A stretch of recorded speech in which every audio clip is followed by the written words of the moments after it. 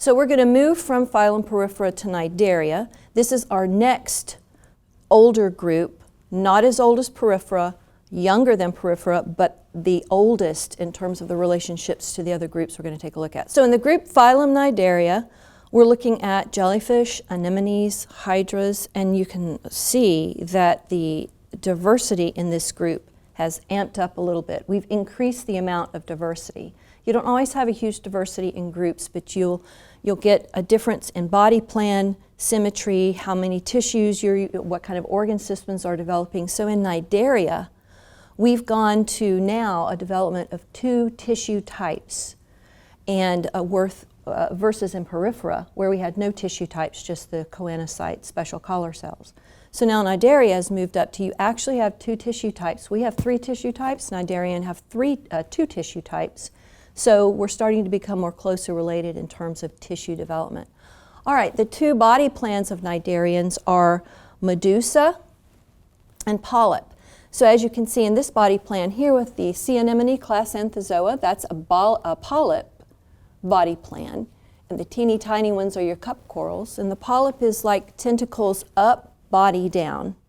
Whereas the opposite is the medusa. And if you take a look at the class Scyphozoa, the moon jellyfish, the medusa is like you've turned the polyp upside down and it's a floating bag in the ocean with the tentacles down. And this, of course, is based on, this affects their mode of reproduction. So polyps are asexual mode of reproduction and medusa are the sexual mode of reproduction. So a couple of things that you want to pay attention to here are that the body plan with phylum Cnidaria is a radial body plan. And that's where you don't cut it in half. You cut it like a pizza or in quarters, and you see if all of the quarters or all of the pieces of the pie look the same. So we're now starting to get a more organized body plan with some basic organ systems, and you can find that more in detail in your textbook. Okay, so one of the basic things we're looking at here in terms of the differences in the sea anemone is one, don't forget the polyp and the medusa.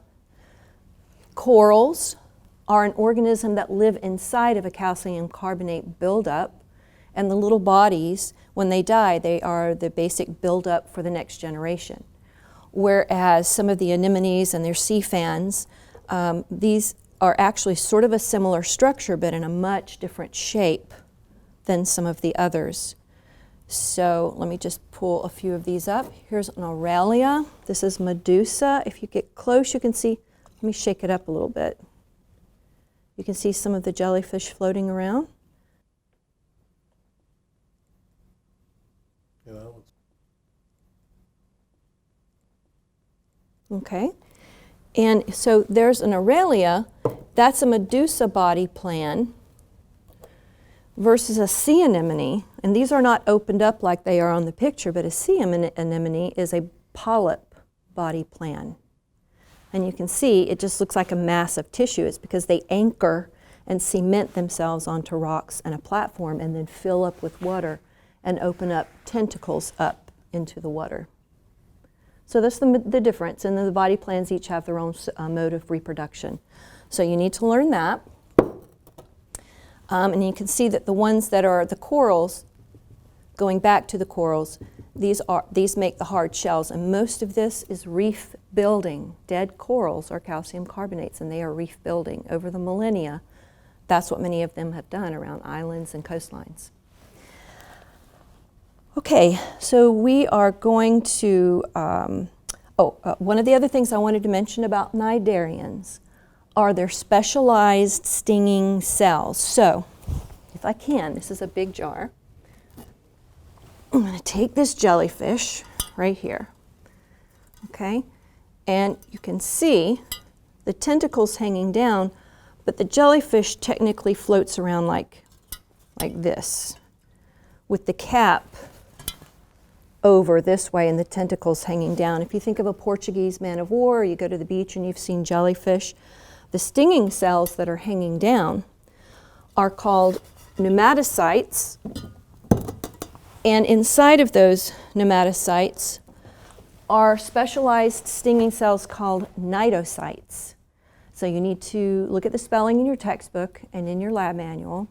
So the stinging cells, the nematocysts, and the cells or nematocytes, normally they're called nematocysts, and the specialized stinging cells called cnidocytes.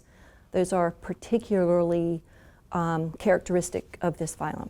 Okay, we're going to move on to the next youngest phylum, and that would be phylum Platyhelminthes.